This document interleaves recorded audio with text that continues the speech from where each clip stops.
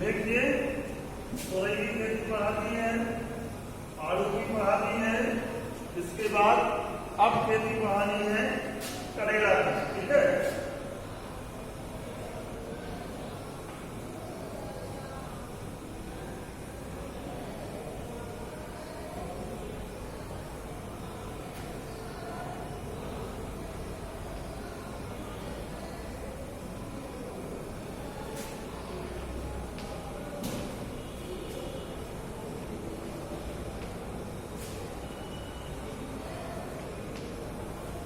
ठीक। करेले का बॉटनी का नाम मैमोनिका चरंतिया होता है। मैमोनिका चरंतिया।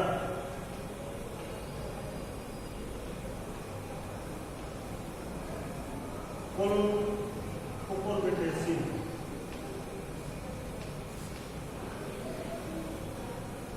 कुल इसका कुकुरबिटेसी है। अब सबसे पहली है हम उसकी महत्व, करेले का क्या महत्व। तो करेले की खेती संपूर्ण भारत में की जाती है। इसका फल खुरदरी सतह वाला और कड़वा होता है, लेकिन उच्च पोषक तत्वों और औषधीय गुणों से युक्त होता है।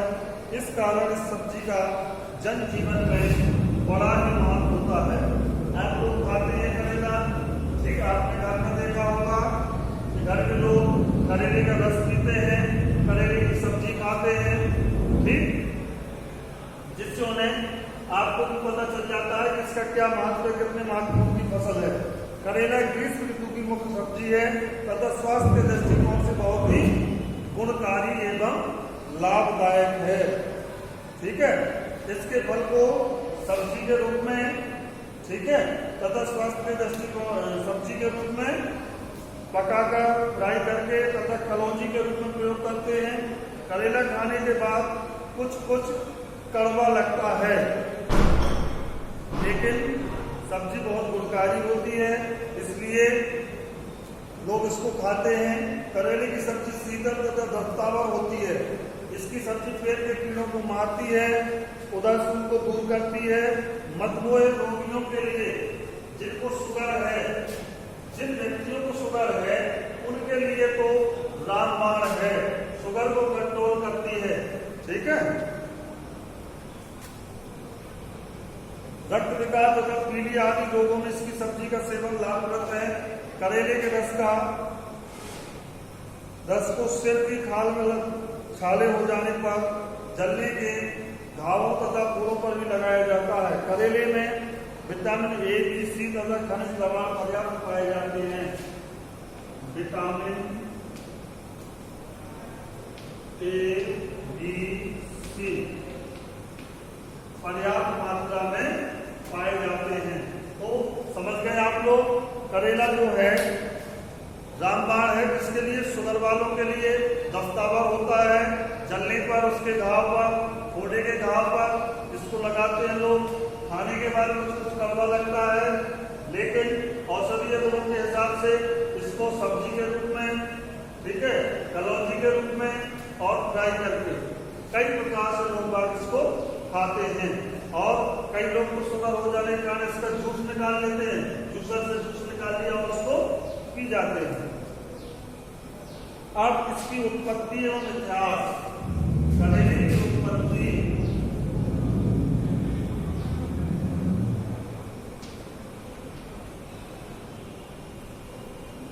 करेले की उत्पत्ति एवं इतिहास। तो करेले का जन्म स्थान संभवतः पुरानी दुनिया के उस क्षेत्र, विशेषता अफ्रीका तथा चीन माने जाते हैं। इसका उत्पत्ति स्थान सामान्यतः अफ्रीका तथा चीन माना जाता है। चीन माना जाता है, ठीक है, पुरानी दुनिया के अनुसार अफ्रीका तथा चीन माना जाता है। यहाँ से इनका वितरण संसार के अन्य भागों में हुआ है। भारत में इनकी जंगली जातियां आज भी उगती ही देखी गई हैं। जो भारत है उसमें इसकी जंगली जातियां आज भी उगती हैं। करेलिया वगैरह जंगलों में उगती है,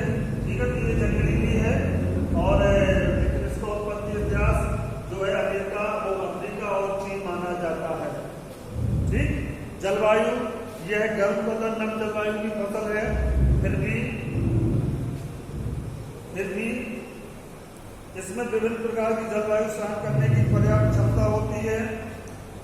इसको अपेक्षाकृत कम तापमान वाले क्षेत्रों में भी उगाया जा सकता है, लेकिन अब हाइब्रिड वैरायटी आ जाने के कारण इसको पूरे वर्ष भर उगाते हैं, पूरे वर्ष भर।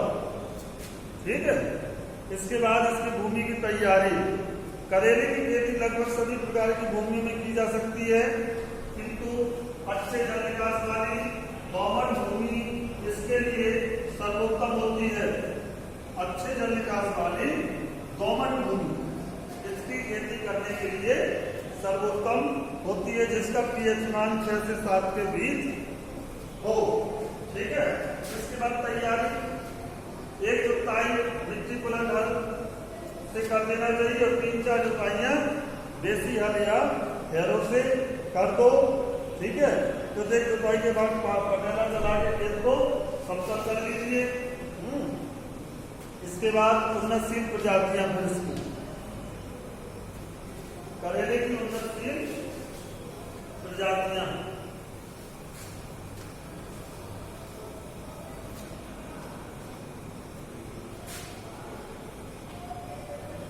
करेले की उन्नतशील प्रजातियां।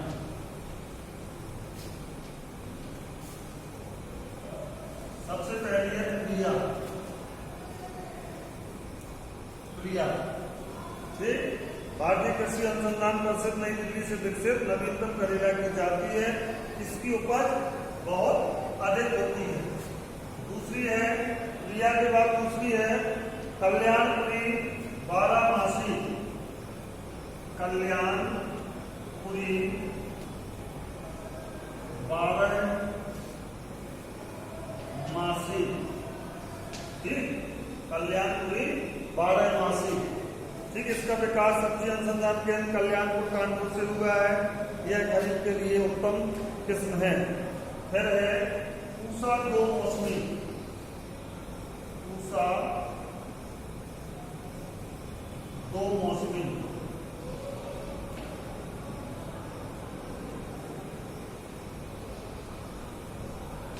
पूसा दो मौसमी। ठीक है।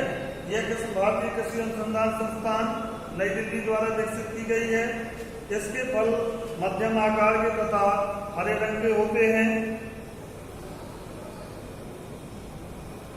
यह किस्म गर्मी और बरसात दोनों ऋतुओं में उगाई जाती है, इसलिए इसको पूसा दो मौसमी कहते हैं। इसके बाद है फैजाबादी बारहमासी। तीसरी है, चौथी है फैजाबादी बारहमासी।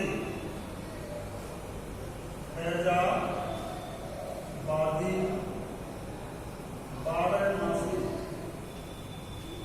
फैजाबादी बारहमासी ये प्रजाति है। ठीक है। इस किस्म के फल 25 से 30 सेंटीमीटर लंबे, पतले और कोमल होते हैं। इसकी लताएं वर्ष भर चलती रहती हैं और वर्ष भर फल मिलते रहते हैं। इसके बाद कोयम्बटूर लौंग। पांचवा है कोयम्बटूर लौंग। एक कोयम्बटूर लौंग प्रजाति है। ठीक है। इस पुष्प का पौधा अधिक फैलने वाला होता है। ठीक है। इसे खरीफ मौसम में उगाने के लिए सर्वोत्तम माना गया है। ठीक। इसके बाद है अर्का हरित। अर्का हरित ये करेले की बहुत अच्छी प्रजाति है। अर्का हरित ठीक कम फैलने वाली है। गर्मी और बरसात दोनों ऋतुओं में उगाई जा सकती है और इसकी उपज प्रति हेक्टेयर 90 से 120 कुंटल 90 से 120 कुंटल प्रति हेक्टेयर प्राप्त होती है। इन वैरायटियों को उतार लीजिए, 6 वैरायटियों को लिखिए जल्दी, नोट कर लो।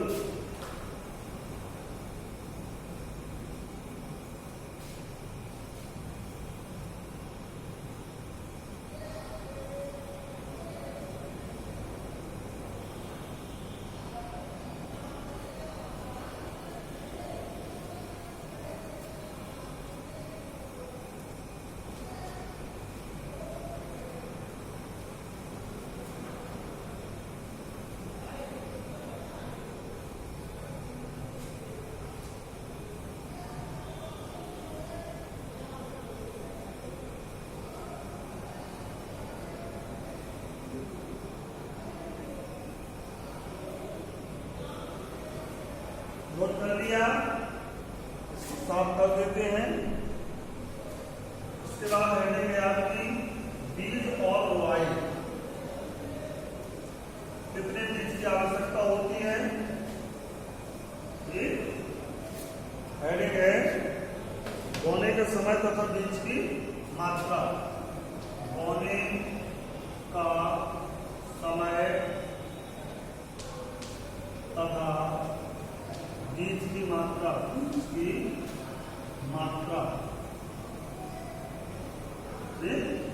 बोने का समय तथा बीज की मात्रा। आप इसमें समझ लीजिए नंबर 1, मैदानी क्षेत्र में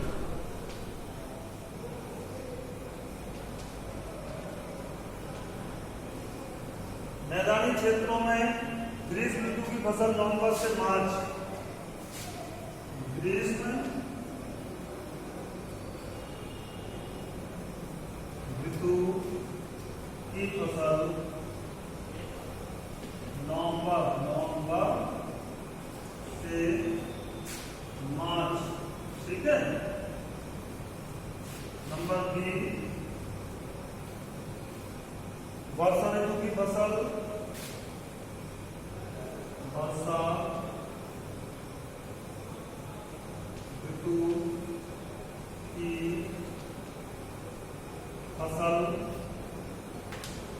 वर्षा ऋतु की फसल जून जुलाई,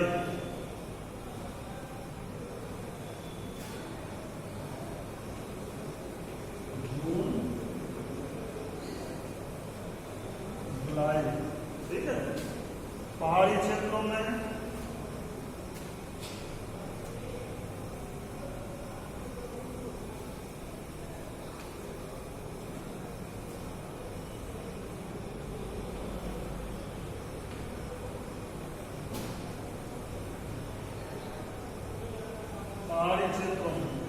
पहाड़ी क्षेत्रों में मार्च से जून तक इसकी बुवाई की जाती है। मार्च से जून तक इसकी बुवाई की जाती है,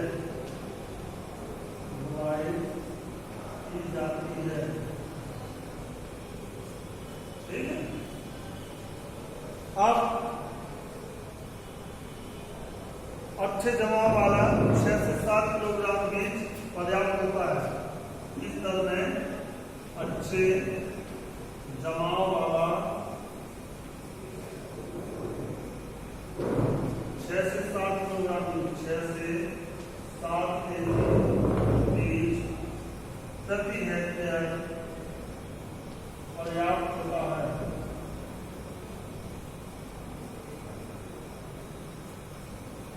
से 7 किलोग्राम बीज प्रति हेक्टेयर पर्याप्त होता है, ठीक है। इसको नोट कर लीजिए, नोट करो।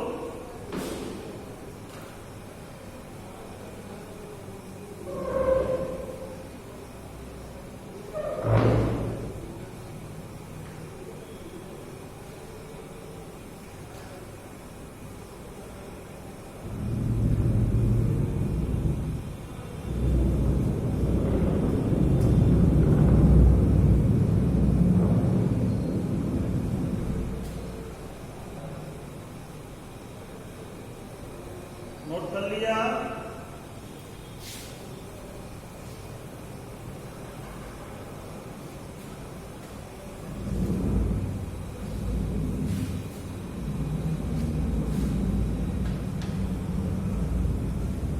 इसके बाद है खाद एवं उर्वरक। खाद एवं उर्वरक में करेले की अधिक पैदावारी लेने के लिए खेत की तैयारी के समय गोबर की सड़ी हुई खाद 250 से 300 कुंतल, 250 से 300 कुंतल प्रति हेक्टेयर गोबर की खाद डालना चाहिए।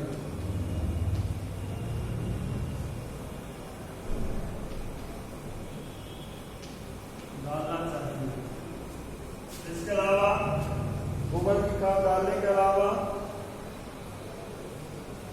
40 किलोग्राम नाइट्रोजन, 30 से 40 केजी, फास्फोरस 25 से 30 किलोग्राम, 25 से 30 किलोग्राम फास्फोरस और पोटाश 20 से 30 किलोग्राम प्रति हेक्टेयर देना चाहिए। ठीक है, प्रति हेक्टेयर कितनी खाद देनी है। ठीक, इसके अलावा इसमें एक हेडिंग और आती है सहारा देना।